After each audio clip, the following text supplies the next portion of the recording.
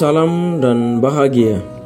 Nah, kali ini kita akan membahas seputar hal-hal yang perlu kita perhatikan, Bapak Ibu perhatikan dalam melaksanakan asesmen, baik itu asesmen formatif maupun asesmen sumatif. Agar pelaksanaan asesmen sejalan dengan tujuan yang hendak dicapai, pendidik diharapkan memperhatikan karakteristik dan fungsi asesmen formatif dan sumatif. Nah, yang pertama berkaitan dengan asesmen formatif. Di sini adapun fungsi dan teknik serta hasil ataupun dokumentasi.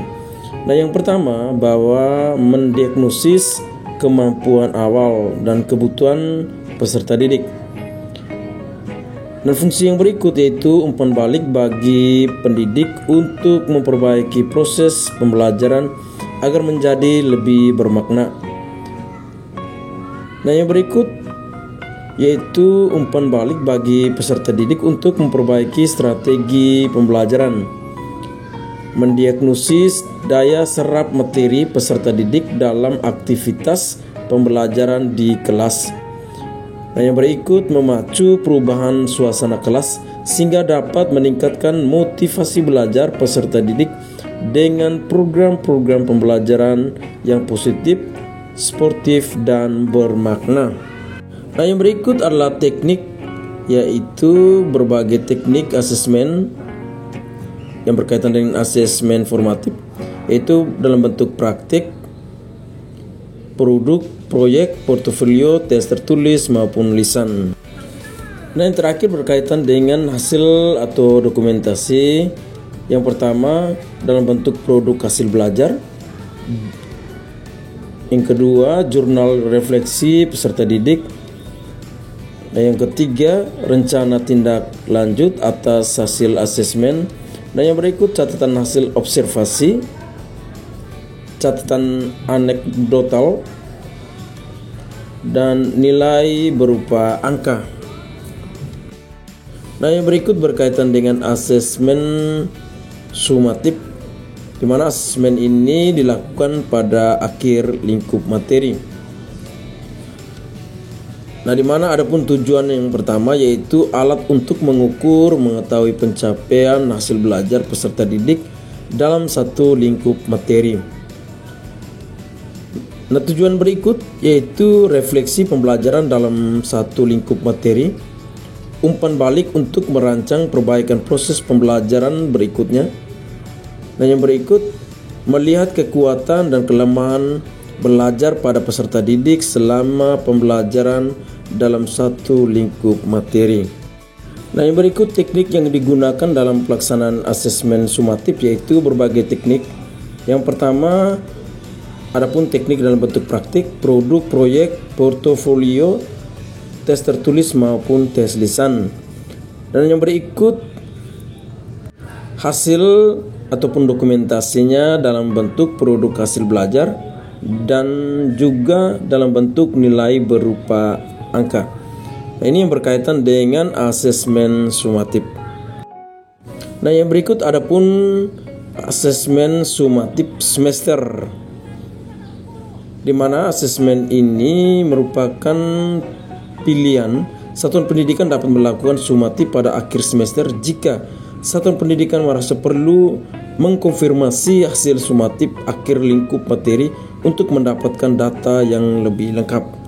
Adapun tujuannya atau fungsi yang pertama bahwa alat ukur untuk mengetahui pencapaian hasil belajar peserta didik pada periode tertentu.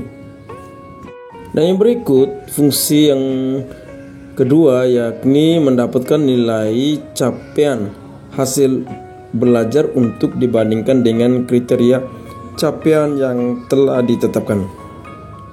Nah, yang ketiga itu umpan balik untuk merancang perbaikan proses pembelajaran semester ataupun tahun ajaran berikutnya, di mana sama seperti fungsi penilaian formatif. Dan yang berikut yaitu melihat kekuatan dan kelemahan belajar pada peserta didik. Adapun tekniknya dalam bentuk bisa dalam bentuk praktik, produk, proyek, portofolio maupun tertulis. Nah, hasil ataupun dokumentasinya dalam bentuk produk hasil belajar dan nilai berupa angka. Nah, yang berikut karakteristik asesmen formatif dan sumatif dijelaskan sebagaimana. Yang pertama, bahwa formatif terintegrasi dengan proses pembelajaran yang sedang berlangsung sehingga asesmen formatif dan pembelajaran menjadi suatu kesatuan. Nah, yang berikut melibatkan peserta didik dalam pelaksanaan, misalnya melalui penilaian diri, penilaian antar teman, dan refleksi metakognitif terhadap proses belajarnya. Nah, yang berikut memperhatikan kemajuan penguasaan dalam berbagai ranah meliputi sikap, pengetahuan, dan keterampilan, motivasi belajar, sikap terhadap pembelajaran, gaya belajar, dan kerjasama dalam proses pembelajaran sehingga dibutuhkan metode ataupun strategi pembelajaran dan teknik ataupun instrumen penilaian yang tepat. Nah, yang berikut berkaitan dengan penilaian sumatif, di mana dilakukan setelah pembelajaran berakhir. Nah, yang berikut pelaksanaan bersifat formal. Nah, yang ketiga, sebagai bentuk pertanggungjawaban sekolah kepada orang tua dan peserta didik, pemantauan kepada pemangku kepentingan. Nah, yang terakhir, digunakan pendidik atau sekolah untuk mengevaluasi efektivitas program pembelajaran.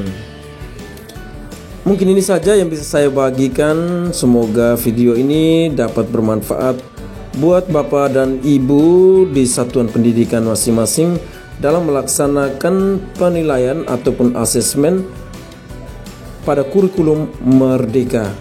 Jangan lupa bagikan video ini sebanyak-banyaknya.